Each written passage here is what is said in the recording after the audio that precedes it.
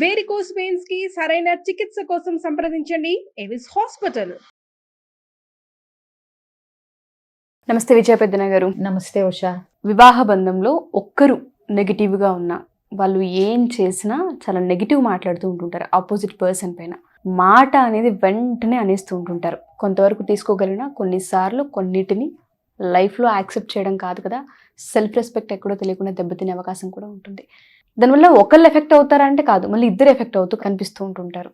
ఒక negative person ఇంట్లో ఉంటే ఎటువంటి ఇంపాక్ట్ ఉంటుంది ఫ్యామిలీ మీద, ఎస్పెషల్లీ భార్య పైన సరే భర్త మీద అయినా సరే? నెగిటివిటీ ఇది ఒక పెద్ద పదం. ఎందుకంటే నెగిటివిటీ, టాక్సిసిటీ ఇది కంటేజియస్. అంటే ఏంటి? స్ప్రెడ్ అవుతూ ఉంటాయి, అంటువ్యాధిలాగా అంటుకుంటూ ఉంటాయి.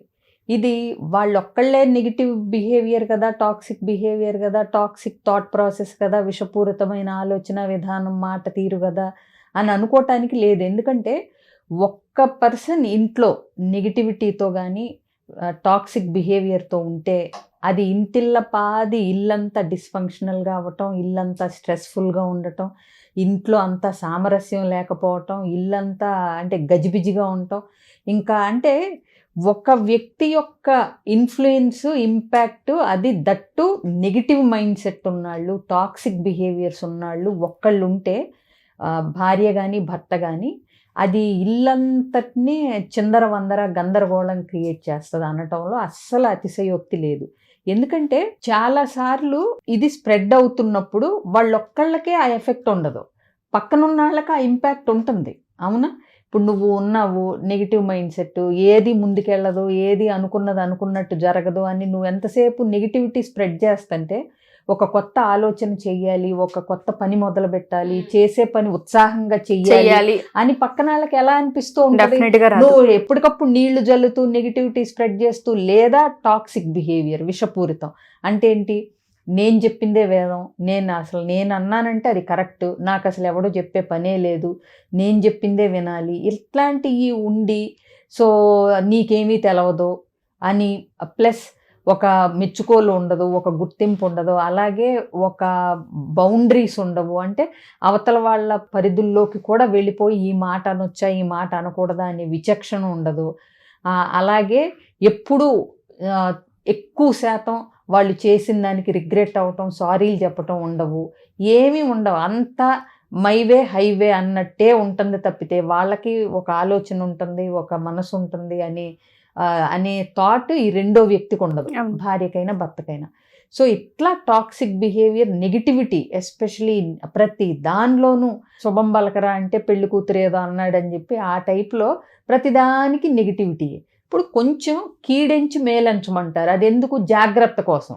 బట్ ఎంతసేపు ఇక నువ్వు కీడుల గురించే మాట్లాడుతూ ఉంటే పక్కన చేసే వాళ్ళకి కూడా ఉత్సాహం ఉండదు అసలు.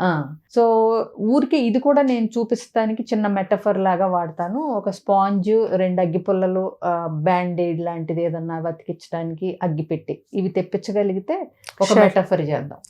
సో ఇప్పుడు మనకు అన్నీ రెడీ అయిపోయినాయి ఉషా, పర్వాలేదు, కాస్త ఒక పావు గంట టైం తీసుకున్నా అన్నీ తెప్పించావు. సో ఇది ఎక్స్పెరిమెంట్ చేసి చూద్దాం. ఓకే. సో ఇప్పుడు ఆ 2 పుల్లలు ఏంటి? ఇద్దరు వైఫ్ అండ్ హస్బెండ్ అనుకుందాం. ఇది వాళ్ళ రిలేషన్షిప్ తో వాళ్ళు అంటే ఉన్నారు, ఇద్దరు వేరువేరైనా ఒకటిగా ఉన్నారు. సో ఇలాంటి వ్యక్తులు ఒకళ్ళు టాక్సిక్ గా ఉన్నప్పుడు ఏం జరుగుతుంది అనేది మనం చూద్దాం. ఒకళ్ళు నెగిటివ్ గా ఉన్నా, టాక్సిక్ గా ఉన్నా. ఓకే.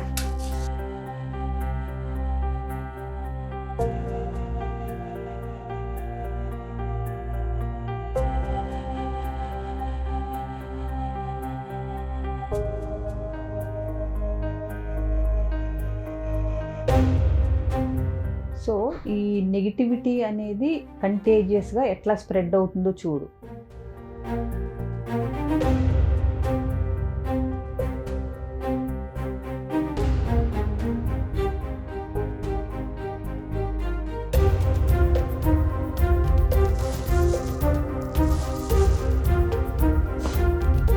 దాని ఇంపాక్ట్ కింద ఫౌండేషన్ వరకు వెళ్తుంది, రూట్స్ వరకు.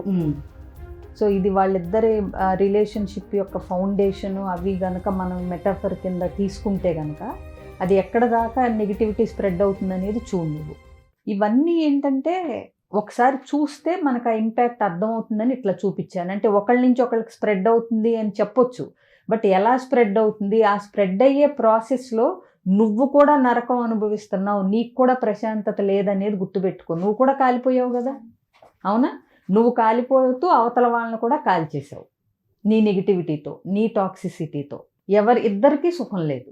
ఆ ప్రాసెస్లో మధ్యలో ఉన్న రిలేషన్షిప్ కూడా దెబ్బతింది.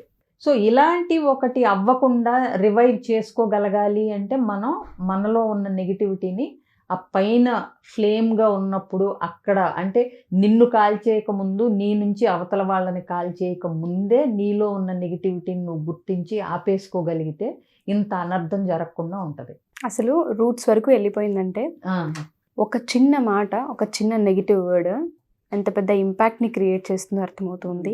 ఒక్క చిన్న మాట కాదు ఉషా, ఆ ఒక మాట అనే అలవాటు గ్రాంటెడ్. ప్రతిసారి నువ్వు ఒకే మాట అనొచ్చు, ఏదో ఒక మాట, కానీ ప్రతిసారి నీకు ఏదో ఒక నెగిటివ్ మాట, ఏదో ఒక నెగిటివిటీ, ఏదో ఒక టాక్సిసిటీని నువ్వు దాన్ని అంటువ్యాధిలాగా నీ నుంచి పక్కన వాళ్ళని కూడా కాల్చేసేలాగా మొత్తం కుటుంబాన్ని, జీవితాన్ని సమూలంగా నాశనం చేసేలాగా నిన్ను ఏదైతే ఒక బంధం, ఒక ఫౌండేషన్ నిలబెట్టిందో అది కూడా బీటలు వారే లెవెల్కి వెళ్తారు కొంతమంది. ఇది గనక ఏ వ్యక్తికి ఆ వ్యక్తి సెల్ఫ్ అనాలిసిస్ చేసుకోలేకపోతే ఇంట్లో జరిగే ఇంపాక్ట్లు మాలాంటి కౌన్సిలర్స్ దగ్గరికి తీసుకొచ్చి ఇలా అవుతున్నాయి ఎందుకు అంటే, ఇప్పుడు ఇదంటే 2 అగ్గిపుల్లలే కాబట్టి వెంటనే కాలిపోయింది. బట్ మన జీవితంలో అంత వెంటనే ఇంత 2 నిమిషాల్లో అంతా అయిపోదు కదా. కొంతమంది 25 ఏళ్ళు కలిసి ఉంటూ ఉంటారు, ఇదే నెగిటివిటీ స్ప్రెడ్ చేస్తూ లోపల కాలిపోతూ ఉంటారు. సో మనసు కాలిపోతూ కుళ్ళిపోతూ ఉంటుంది. సో అలాంటి వాళ్ళు ఏంటంటే ఆ ఎఫెక్ట్స్ని అట్లీస్ట్ గుర్తించి, నా భర్త నెగిటివిటీ వల్ల మేము ఇబ్బంది పడుతున్నాం, లేకపోతే నా నెగిటివిటీ వల్ల మేము ఇబ్బంది పడుతున్నాం అనేది కనుక తెలుసుకుని అప్రోచ్ అయితే ఏంటంటే ఇంత ఫౌండేషన్ లెవెల్ వరకు, బేస్ వరకు వెళ్ళిపోయి నష్టం జరగకముందే ప్రికాషన్స్ తీసుకుంటే వీటిల్ని సరిచేయొచ్చు. సో కాబట్టి ఎవరైనా సరే పూర్తిగా కాలిపోయి జీవితం అంతా మసిబారిపోయే వరకు వెయిట్ చేయకుండా ఇలాంటి నెగిటివ్ బిహేవియర్స్ మీలో ఉన్నా, మీ పార్ట్నర్లో ఉన్నా గమనించి ముందే ప్రికాషనరీ మెజర్స్ తీసుకుంటే కనుక ఎంతో కొంత చక్కగా సరిదిద్దుకుని మిగిలిన లైఫ్ అయినా బాగా లీడ్ చేసే అవకాశం ఉంటుంది. Wonderful example, wonderful metaphor. ఎందుకంటే కళ్ళ ముందు కనిపించేలా చూపించారు. జీవితం 2 వ్యక్తులకి సంబంధించి ముడిపడిన బంధం. ఇప్పుడు ఇవి ఇంకొక 2 పుల్లలు మనం 4 పుల్లలకి అటాచ్ చేసి ఒక 2 పిల్లలు ఉందనుకుందాం, స్లోగా వాళ్ళకి కూడా పాకుతుంది. ఇది ఇంకా చెప్పాలంటే ఇదేదో మెటాఫర్ కాబట్టి ఇక్కడతో ఆగింది.